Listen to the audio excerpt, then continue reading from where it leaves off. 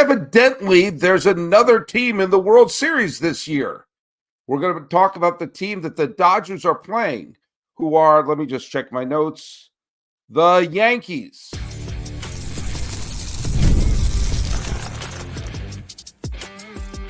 You are Locked On MLB, your daily MLB podcast. Part of the Locked On Podcast Network, your team every day. Hello, baseball fans. Welcome to Locked On MLB, Locked On Yankees crossover.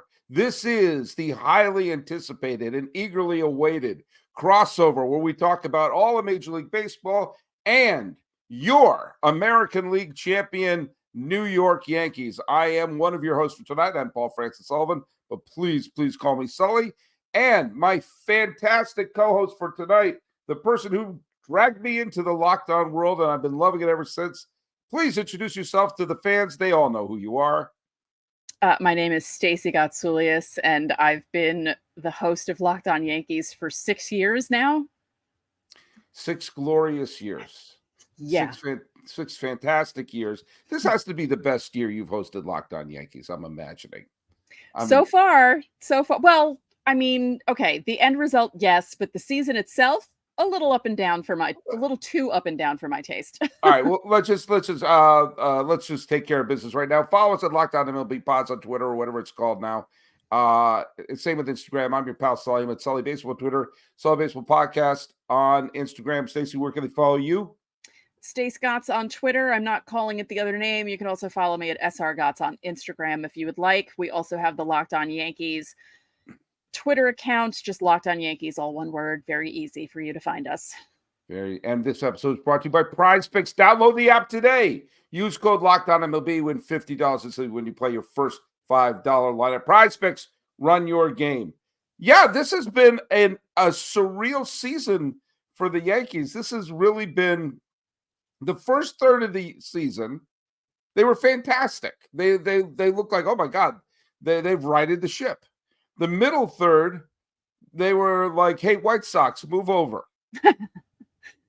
And I will tell you from as much of an outsider as I can be, the two things that changed, from my humble opinion, the acquisition of Jazz Chisholm, because you and I had talked about this, they needed just another bat in that lineup. They needed someone who wasn't an automatic out in that lineup, and it didn't matter what position they played. So they essentially removed DJ LeMahieu and replaced him with Jazz Chisholm to a degree, and also getting Clay Holmes out of the closer role, and somehow stumbling across Luke Weaver as being this year's Adam Wainwright. And since then, I mean, not a lot's gone wrong since those two things have happened. Yeah, there's also Glaber figuring things out during the All-Star break. Austin Wells getting more time because Trevino got hurt, and also getting more luck because when Austin Wells came to bat in the first 2.5 months, it seemed as if he was hitting the ball hard every time, but right at somebody. And then those balls finally started to fall in other places and he was hitting home runs. And, there were a number of things happening that helped the Yankees down the stretch and got them to the best record in the American League, which helped them get through the playoffs so far. If you had told me that Judge was that I would tie Judge in home runs and runs batted in the first round, and that Cole would not have a very good game one, at least not a Cole-like game one. Right. And then if you would go through, like, at the end, Judge hit the great game-tying home run in that game. It was game three in Cleveland. Yes. 3. And hit one that went into the upper deck at Citi Field. It just cleared Yankee Stadium and right into Citi Field in game 2. But that was pretty much it for him. If you told me that and say that the Yankees would be at this point with only 2 losses, it would be clear someone else was the hero. And you got to use that image of Giancarlo Stanton a bunch. Yes. I mean, 4 hits, all of them homers. In case people don't know what Sully is referring to, when Stanton hits a home run, I use 4 images, but 2 of them are from his ESPN The Body issue. So it's him naked with water splashing on him. It's tastefully done. You don't see Yes. everything. It's not like I'm posting bad stuff on the internet. No. But that has become my thing that I do when Giancarlo Stanton hits a home run. And I got to do that 4 times in the Guardians series. So that was cool. That was cool. I said this on the podcast and someone thought I was trying to give the Yankees a backhanded compliment, and I was actually trying to give them a compliment, which was they've won a bunch of games this postseason, which they had no business of winning. Mm-hmm. There's a couple, I mean, and you agree with me that there's like, especially the final game against Cleveland, where two strike homers were the difference in the game and the series heading back to New York. But there was a couple of tight games against Kansas City that could have bounced either way. Certainly the Bananas game 4 in Cleveland, which made no sense. Emmanuel Clase found the worst time to have the worst stretch of baseball this season. And somehow Mark Leiter and Tommy Kahnle saving the day. But that's a sign of a championship team, I think, is winning games that as they're happening, you're like, oh yeah, this is a lost cause. Well, yeah, because you have, like you mentioned, Mark Leiter Jr., you have Jake Cousins, you have Tim Hill. He was DFA'd by the White Sox, who lost 121 games, and now he's pitching important innings for the Yankees. Jake Cousins came over from the White Sox, also pitching important innings for the Yankees heading into the World Series. And these are the types of guys that you saw during the dynasty years. You saw guys like David Weathers. You saw guys like Graham Lloyd. You saw, you had Mike Stanton, you had Jeff Nelson, you had Ramiro Mendoza, but like David Weathers, what? Yeah. That's the type of guy that these guys are. And as you said, the games that they won against Cleveland, especially games 4 and 5, not that they shouldn't have won them, but Yankee teams of the recent past would not have won those 2 games. Yes. Well, the teams that lost to Houston in the playoffs would have blown those games big time. The Yankees between June, July, and August would have lost those games. Oh, yes. Yeah, yes. I mean, those would have been the weird game 4, which might have been the strangest game of the postseason. They score the runs off of Clase after Mark Leiter makes an error, but they still have to use Tommy Kahnle in the big situation. That would have been the ending of that game would have been exactly like that final game against Baltimore before the All-Star break. I think that was one where, was it Verdugo fell trying to catch a fly? It was just Verdugo forgot how to play left field. Right. That's exactly the type of game that Clay Holmes forgot how to pitch. Right. Yeah. But now they're winning those games. Yeah. Big difference. And that is a very big difference. And so on paper you say, oh, it's 3-1. They're 7-2 in the postseason, so they're steamrolling through it. And I actually think, now call me crazy, and I have been called a lot worse, but I think those type of wins are going to help the Yankees. Yes, because I agree. They're battle tested right now. That's exactly it. It's fun beating up on the other team like the Dodgers and the Mets did to each other in that series. But the types of games that the Yankees played really showed something about that team. And I know people like to say that they had easier competition. It was easier for them to get through the American League. But I think that especially the Cleveland series has prepared them very well for this World Series. You and I exchanged a message during the playoffs. Now, I am not taking away Giancarlo Stanton's MVP. He hit the 4 home runs, and all of them were huge. Okay. And someone may throw tomatoes at me for this. And obviously Juan Soto also had an outstanding series and hit the pennant winning homer. But Gleyber Torres was in the middle of everything. He was. And if you had Gleyber Torres wetting the bed in this series, Cleveland's pushing this to game 7. Definitely. If you don't have him, Torres had I thought he had a phenomenal series because he was in the middle of everything. Yeah. He really turned it around. He went back to Tampa, went to his hitting academy that he has with Gio Urshela, and he worked for 3 straight days to figure out what the heck was going on with him, because his first half was atrocious. And for someone in their walk year, it was one of the worst walk years I'd ever seen. And he completely turned it around in the second half. And I think he's playing himself into a better contract during the playoffs. And I'm going to throw this out there. So just, again, I'm going to go out on a limb and say that you follow the Yankees a little closer than I do. Yes. But I have no data to back this up, but I think the arrival of Jazz Chisholm helped. I think it did. Sure. Because he could play, Chisholm could play the outfield, play all over the infield. And Torres is like, oh boy, my replacement just arrived from Miami. Right. And instead he replaced him at third. And Chisholm is a good enough player that he could, he has that Tony Phillips quality that you could put him anywhere on the field and, he'll play just fine. And you need him as that spark. But trades don't happen in vacuums. Adding him to the lineup meant that there was another player who wasn't an easy out in the lineup, but it also put a spark under Torres. And you saw the result of the last third of the season. Yeah, it definitely did. I like the addition of Jazz. I would like for him to hit more in the World Series. I think he might have a big moment in him. I'm hoping for that. And, he did create a spark when he came over. He helped them sweep the Phillies in Philly. I know the Phillies fell off a cliff at some point during the season, but that was huge. That was the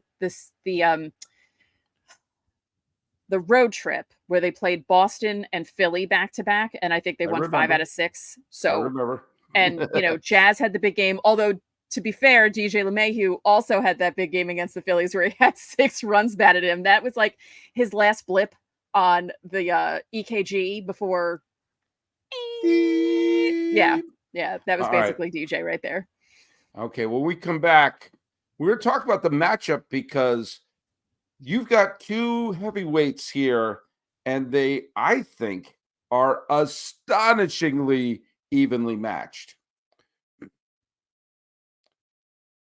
Hey, let's hear from our friends over at Prize Picks. Prize Picks is the best place to get real money sports action. With over 10 million members and billions of dollars in awarded winnings, Prize Picks have made daily fantasy sports accessible to all. Just make your more than or less than pick on at least 2 players for a shot to win up to 100 times your money in cash.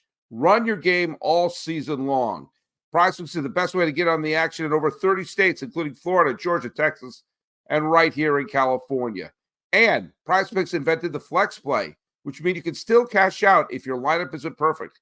You could double your money even if one of your picks doesn't do that. And Prize Picks puts its members first, so all withdrawals are fast, safe, and secure. When my picks hit, I get my money in as little as 15 minutes. Download the app today and use the code LOCKEDONMLB and get $50 instantly after you play your first $5 lineup. Now, let me say that again. Download the app, use the code LOCKEDONMLB to get $50 instantly after you play your first $5 lineup. This is all part of Prize Picks. Prize Picks! Run your game. Now, a lot of people have written to me saying, congratulations on your Dodgers to me. My late father, who was a diehard San Francisco Giant fan, is rumbling. You know that I was not born and raised a Dodger fan. I openly rooted for the Dodgers for 2 reasons. I had tickets to Game 6 of the NLCS, and I wanted to go. I also work in Los Angeles County, and I'm surrounded by Dodger fans, and I like to talk baseball. And the nanosecond the Dodgers are eliminated, blink, all conversation of baseball ends immediately. So if my team, which will not be named because I want to be courteous to Stacey, is eliminated, and boy, they got eliminated quite early this year, thank you very much, I want to have the local team win so I can enjoy myself. I tried to get World Series tickets. Parking costs $1,000. It's ridiculous. The prices at Yankee Stadium are also astronomically high. They actually, on the secondary market, have the nerve to charge $1,333 for a pinstripe pass. You don't even get a seat with a pinstripe pass. You're just let into the stadium. It's standing room only. $1,333 for that. Yeah. Well, I have a student, as you know, I have my special ed class, and I have a student who I just refer to as D, who is a rabid Dodger fan. And he'll come in and say, Mr. Sullivan, Dodgers won. And then we'll talk about that. And I becked him over my desk and said, all right, D, let's find a ticket. You and me. We're going to go to the World Series together. And like upper deck $2,000, like, oh dear. Yeah. But they know there's money coming in from Japan. Yeah. And Yankee Stadium's just, it's been 15 years. So people are like, hey, let's just sell these tickets as high as we can possibly go. When you see bleacher tickets for $1,400, okay, I guess I'm going to watch this from home. I'm not going to be able to go to the stadium. By the way, I want to address this. Yeah. Can we pick a side of how we're going to complain about the World Series? Last year, Arizona played Texas, and all I heard was, oh, who cares about this market? Oh my God, you've got one wild card team against another wild card team. It's like the regular season doesn't matter. Who cares about these? Okay, this year you have the team with the best record in the National League against the team with the best record in the American League playing in big markets with big stars. Oh, we can't have that. That's bad for. Make up your mind. Yeah, it's also not rigged. MLB did not rig this for the Yankees and Dodgers to play, because if they wanted to rig it, they could have in 2017 when the Yankees and Dodgers both made their respective league championship series. So get that out of your head as well. I don't understand this notion of it's bad for baseball that the Dodgers and Yankees are in the World Series when you have Shohei Ohtani, you have Aaron Judge, you have Mookie Betts, you have Juan Soto, you have Freddie Freeman, you have Giancarlo Stanton, you have Garrett Cole, you have Yamamoto. Shall I go on? Because there are a whole bunch of other names that are on those two teams. It's like an all-star game every night in a playoff round. With lots of history that you can reach back to, going back to the Brooklyn Dodger days, going back to the Sandy Coast. Lest we forget, when R.P. McMurphy in One Flew Over the Cuckoo's Nest wanted to watch the World Series, he wanted to watch a Dodger-Yankee World Series. Right. The fake game that he narrates is the Yankees clobbering Sandy Koufax, which they didn't. Right. No, the Yankees only scored 4 runs in that World Series, and the Dodgers swept. My favorite thing about that, I know we're going off topic here. My favorite part about Jack Nicholson in One Flew Over the Cuckoo's Nest doing the fake baseball game, that's not in the script. That's the idea of the director, Milos Forman. And he said, I just make up a name, make up a game. And Jack Nicholson, who was such a huge sports fan, rattled off that. And then when he would say, like, here's the pitch to Roseboro, and like Tommy Tresh is up, like all the names he said were the accurate names of who was playing in the 1963 World Series. And he improvised that entire scene. Mm-hmm. So there you go. But you have stars, huge stars. Like last year, you had Ketel Marte and Corey Seager. Now, I'm a baseball fan. I'll watch anyone play in the World Series. We're like, oh, who cares about these players? Okay, how about the biggest stars in baseball? Is that good enough for you? No, because the Yankees and Dodgers bought their way to the World Series. And that's the other thing that drives me crazy.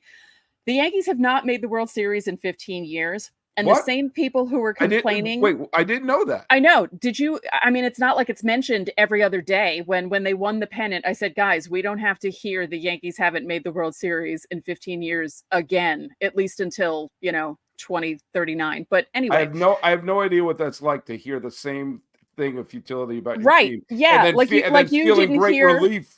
Great relief when you don't have to hear it ever again. Yeah, but the same people who made fun of the Yankees for not making the World Series are now mad they made the World Series because they have Juan Soto, who, by the way, was traded to the Yankees. Aaron Judge, even though he signed a free agent contract a couple of years ago, homegrown. Garrett Cole, traded. Giancarlo Stanton, traded. So, yes, there are a couple of free agents there, but let's not get crazy. And by the way, Everyone who's screaming, and again, I'm not here to defend the Yankees, but I am here to say that the people who complain that they spend money, that's what an owner's supposed to do. You're supposed to spend money. They're supposed You to have spend money. They're not supposed to pocket the money that they get from the richer teams, which is what a lot of these guys do. So the Fishers, the Dolans who run Cleveland, the Guardians. They're worth more. Okay, let's just say this briefly. After the Yankees won against Cleveland, I saw Cleveland fans tweeting about the Yankees having more money and the bigger market and this and that. The Dolans are worth more than the Steinbrenners. Just so you know. Be mad at them. Yeah. Anyway. Okay. You know what? We went on such a tangent there. We're going to do our final break now because I do want to talk, believe it or not, about the World Series. Hey, let's hear from our friends over at FanDuel. NFL fans, you can start the season with a big return on FanDuel, America's #1 sportsbook. So when you get a hunch in the middle of a game, you can check out the latest stats and view live play-by-play and so much more on the same page where you place your bets. You'll get started with $200 in bonus bets guaranteed when you place your first $5 bet. That's FanDuel.com. FanDuel. It's America's #1 sportsbook. Okay. I'm going to get this out of the way, and then, Stacey, you get the floor. Okay. I'm not trying to jinx anyone, okay? I think both teams are very evenly matched. They're star-studded. Both of them showed they can hit their way out of problems. The Dodgers bullpen suddenly became amazing, and throwing a couple of excellent bullpen games, especially the 8-0 blowout of San Diego when everyone in the world had the Dodgers dead from the neck up. Right. I think the one slight edge that the Yankees have over the Dodgers, which is why I'm picking the Yankees in 7, is Cole. The Dodgers don't have. They have Yamamoto. They have Flaherty, but they don't have someone who, if you hand the ball to, yes. Flaherty did throw 7 innings against the Mets, and everyone in Los Angeles would turn into Roger Rabbit. You can hand the ball to Cole and expect a 6 or 7 inning game more than you can any other pitcher for Los Angeles. So if Cole is on his game, I give a tiny edge to the Yankees, but I do think this is going 7 games because I just think they're almost everywhere. It's like, well, who has the advantage at DH, Giancarlo Stanton or Shohei Ohtani? Well, Stanton just won the ALCS MVP, and he's a consensus pick of being the weaker of the 2 DHs at this point. I think it's insanely, Mookie Betts versus Aaron Judge. Who do you got? I mean, it's insane. So that's my thoughts. I'm dying to hear your thoughts. I really don't want it to go 7. I don't think I can handle that mentally. Yeah. No. But they are very evenly matched. I think the Yankees have the edge because they actually have a starting rotation. Yes. They have 4 starters, essentially. You have Cole, you have Rodon, you have Schmidt, and you have Heel. And, their bullpen is also a strength. And I just don't want Boone to Tory the bullpen and use the same 4 guys and have their arms fall off by game 6 or 7, okay. You turned Joe Torre's name into a verb, by the way. I know. I can. It's easy to do that, right? Like you say, you Google things, so that's true. Yeah. Yeah. Let me get some Kleenex. Yeah. Gosh, I'm thinking 6 for the Yankees. See, it's funny. I did a crossover with Jeff from Locked On Dodgers, and at first I said Dodgers in 6 because I thought they had the slight edge. Their lineup scares the bejesus out of me. And then as the day went on, and I was getting more pumped up, and I saw how relaxed the Yankees look and how they don't look as stiff as they normally look. Like they're looking like a team that is ready to play, and they're looking like a team that is not to take away from the World Series, but they look like they're just going to LA to play a series. Yeah. You know what I mean? Like there's something about the vibe of this team that's completely different than the last few years. And they just seem so much more comfortable to me. And I'm thinking Yankees in 6. I hope I don't jinx them. I think that there's a huge, I know the key is for them to win the damn thing. Mm-hmm. But I think getting off the schneid of you haven't even won a pennant. This is such a big hurdle. I know it seems weird to say this about the Yankees, but it's true. But it happened with the Nationals in 2019. Yeah. They finally got over the hump of winning the division series, and then they just steamrolled their way through the playoffs and won the World Series. The interesting thing to me is I felt like when the Dodgers, and I saw it, especially when you saw people like Muncy, who gets on base every single day. Yeah. And a freaking Tommy Edman. Who would have thought when they acquired Kopech and Tommy Edman in the same trade, that would be the deal that wins the trade deadline. Mm-hmm. On a star-studded Dodger team, it's Tommy Edman who wins the NLCS MVP. Yeah. And he was just dynamic in those games, especially I was at the clinching game 6, and he hit the home run and the double and basically put the Mets away. The Dodgers' ability to just have an explosive 5-run inning is, I think, a little bit stronger, especially if Freddie Freeman is hitting well, than the Yankees. But that takes into account the fact that Judge slumped in both Kansas City and in Cleveland. Mm-hmm. If Judge is on his game, if Judge sort of has that moment where, when Bonds finally made it to the World Series, that's one of the most egregious non-World Series MVPs in baseball history. Mm-hmm. Yes, Troy Glaus was great. Yes, the Angels won. Bonds was the most valuable player of that World Series. When mm-hmm. A-Rod finally, people forget how fantastic A-Rod was in 2009, where he carried the team over Minnesota and hit huge home runs. When he finally got that off the schneid, maybe the fact that Judge knows he's not in Don Mattingly territory, but in that Don Mattingly conversation of great Yankee players who never went to the World Series, he's no longer on that list. And I wonder if that weight and that weight of Aaron Boone is no longer the longest tenured Yankee manager to have never won a pennant since the Yankees won their, since in the last 100 years or whatever that title was. I wonder if that is going to sort of have them relax a little bit. Yeah. It'll be interesting to see, because I know Judge likes playing in Dodger Stadium. It's not a very huge sample size, but he's batting .389 there, and he does pretty well. And the Yankees tend to do okay when they go to Dodger Stadium. In June, the Dodgers came here. They won 2 out of 3, but Soto was hurt. Cole wasn't back yet. The Yankees had, guys that aren't even on the team anymore. Victor Gonzalez was in the bullpen. Caleb Ferguson was in the bullpen. Oswaldo Cabrera pitched an inning during the Saturday blowout.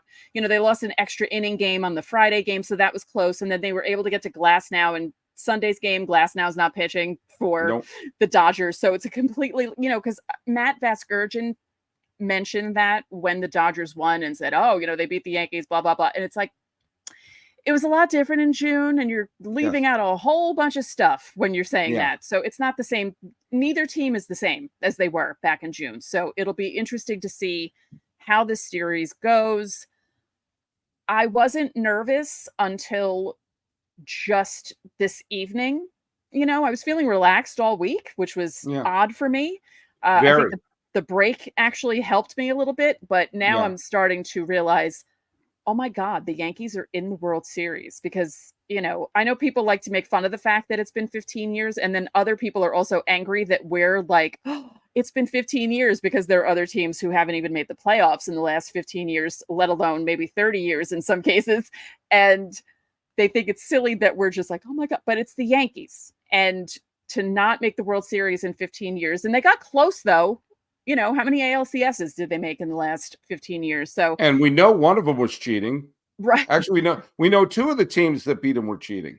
Yeah. The Red Sox in 2018. So, see what I admitted, everyone? And when so many people say I never mentioned the Red Sox cheating, I always mention that.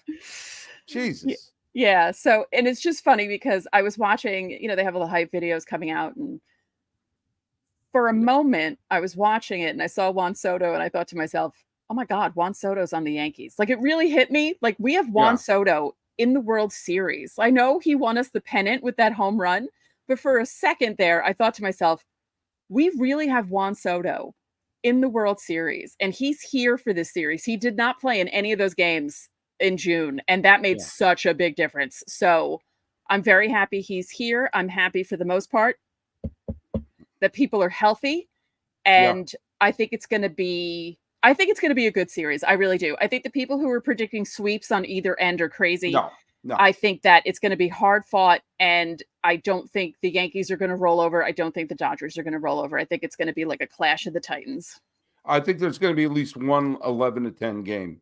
There's going to be at least one. I'm serious. Houston Dodgers game. There's going to be at least one of those games. Yeah. And I think the main edge, as I said before, is Cole being a legit ace on one squad.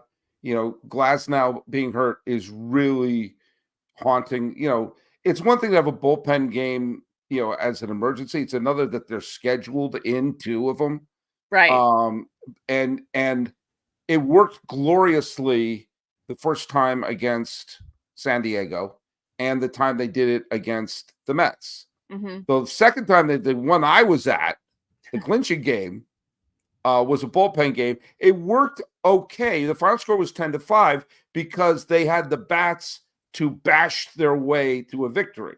Right. So that's going to be interesting. By the way, I'll tell you the one person I feel badly for. I do feel badly for Juan Soto, because after this year, he's just going to be struggling for money. Like, how is that man going to make ends meet? Holy cow, is he going to cash in? Yeah. I know. I mean, he's a Yankee now. He's a Yankee now. And he, but here's the thing. He wins the pennant for them with that home run. What if he wins the World Series? What if he does something really big in the World Series, wins World Series MVP? How is Hal not going to sign the guy that helped you win your first World Series in 15 years? You have to find out what the best offer is and offer $1 more. Mm-hmm. But this is the revenge of Scott Boras after last year. Yeah. He will sign with the White Sox if it means more money than anyone else. He'll that's not going to happen. The White Sox don't spend money. That's true. I mean, big news out of Sacramento. The A's have acquired Juan Soto. No. Well, look, Stace, this is the first pennant of your Locked On tenure. There you go. We're here. And man, I was watching, as I mentioned yesterday, the deaths of both Fernando Valenzuela and one of the nicest people you'll ever meet, Rudy May. And both of them were on the roster for the last time the Dodgers and Yankees played each other in the World Series. And I watched the introduction of the lineups of the games of that World Series, and it's like it's just another time. Yeah, Reggie Jackson and Lou Piniella, and Tommy John, Bobby Mercer was on the team for the Yankees, and the infield of Garvey, Say, Lopes, and Russell, and and like everyone was on that Dodger team. It's just a different era, and here we are. I do want to bring up one funny thing about Yankees Dodgers.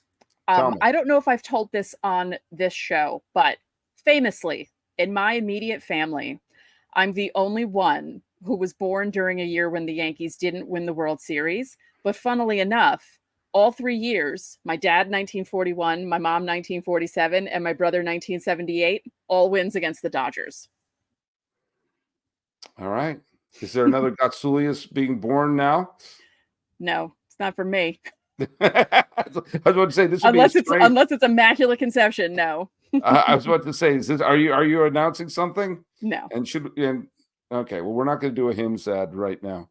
No. All right. Well, hey, I have a hard time saying good luck, but just wish me wish me no panic attacks for the next. I wish you no panic attacks week. And I hope you savor this. I will. I hope you savor this, because there was a period of time. I remember, I don't know if you know Erin Foley. Erin Foley is a wonderful comedian and podcaster, and I've known her since the Cretaceous period. And at one point, and she's a diehard Yankee fan, and a diehard Liberty fan, and she's going nuts that the Liberty, she must be, yeah. yeah. So finally, a New York championship, she screams. And I remember we were talking about some of the Tory years, and she's like, "Oh man, you said I actually forgot about the '99 World Series. Like, I don't really remember that World Series." And I said, "That's a privilege that a lot of people get angry about. That you go, oh yeah, that World Series. I forgot all about that one." How did I remember '99 only really because of the Jim Gray Pete Rose controversy, because NBC carried that World Series, and when we got to work the next day, because I believe that was a Sunday night, so that Monday we all got in and everyone's voicemail lights were on, but we just assumed stations were calling us to bother us for orders. No, I had 7 voicemails from angry people who were just calling random NBC numbers to complain about Jim Gray and his treatment of Pete Rose. You know, Pete had a hard time of it. All right. Well, look, Stacey Gotsulias has been the host of Locked On Yankees longer than I've been the host of Locked On MLB. And as always, you do a fantastic job. You follow her at Twitter at Stacey Gotts. And wait, what's your Instagram account? SR Gotts. That SR Gotts. Okay. I didn't want to mess that one up. And we're still going to call it Instagram. It's not called Q or something like that. No. Follow us at Locked On MLB Pods on Twitter. And same with Instagram. I'm your pal Sully. Sully Baseball on Twitter. Sully Baseball Podcast on Instagram. Providing the point of view of the other team. And the World Series is going to start in less than 24 hours. Yikes. This has been a Locked On MLB, Locked On Yankees preview. I am your host, Paul Francis Sullivan. Please call me Sully. Yankees, da da da da da da da. We don't know the words to that, do we? There are no's. It's on 11 Alive. Right.